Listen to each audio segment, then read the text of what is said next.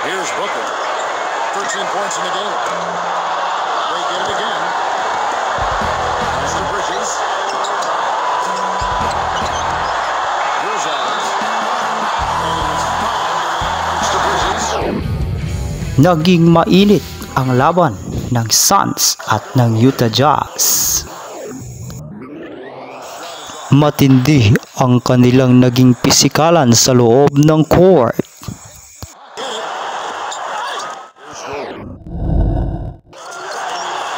Ngunit hindi nagpatinag ang star player ng Suns na si Devin Booker at maraming sunod-sunod na jump shot ang kanyang pinakawalan. Pero hindi naman nagpahuli si Donovan Mitchell at ang kanyang buong team at sila'y nakipagsabayan sa Phoenix Suns. Sino kaya ang mananalo sa larong ito? Panoorin natin ang buong video.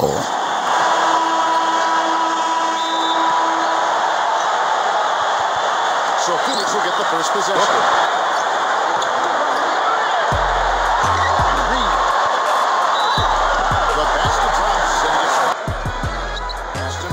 Sinimulan ng dalawang team ang larong ito sa pamamagitan ng pagpapalitan ng 3-pointers at mid-range jump shot.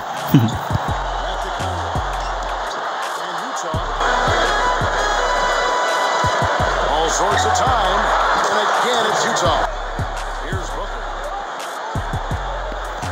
Naging matindi ang bakbakan ng dalawang superstars ng dalawang team at nagpalitan sila ng puntos para sa kanilang kupunan. 3.5 minutes in. Mitchell and the lets it go from deep. Smith. He has a great feel for that jump shot, especially when he's open. They set the screen. Pass to Robinson. And he gets the shot to fall after coming off the... Fires the three. And that one's good. Here's Booker.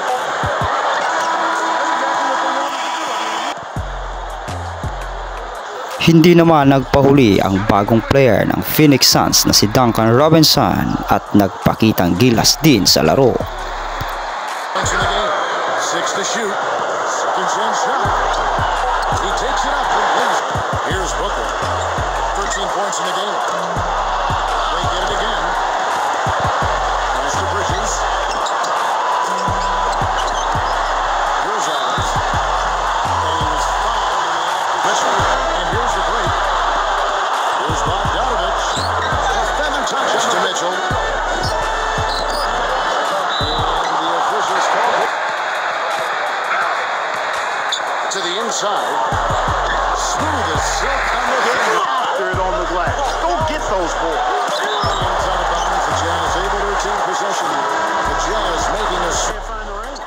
Subalit kahit maganda ang ipinapakitang opensa ng Phoenix Suns ay nakuha pa rin ng Utah Jazz ang kalamangan sa pagtatapos ng first half.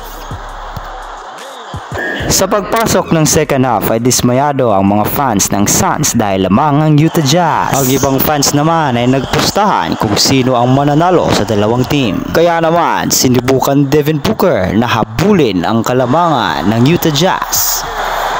Nang dahil sa pag-take over ni Devin Booker ay naitabla na niya ang score sa 47. At nang dahil sa 3-pointer na ito ni Devin Booker ay sa wakas nakalabag na ang Phoenix Suns ng 3. Subalit talagang ayaw magpatalo ni Mitchell at muli nilang nakuha ang kanilang kalamangan. Points for him. Mitchell. And he gets it to go. 18 points for him. Rebound numbers are very easy. Back to Davis. At nang dahil kay Donovan Mitchell ay muling natambakan ng Utah Jazz ang Phoenix Suns. Dahil dito sinubukang uli ni Devin Booker na mag-take over sa game. Subalit talaga namang napakainit ng Utah Jazz at tinapos ang third quarter na bitbit ang malaking kalamangan. Sa pagpasok ng fourth quarter ay pinatunayan ni Devin Booker na hindi lang siya puro opensa, kundi nagpakita din siya ng husay sa kanyang depensa.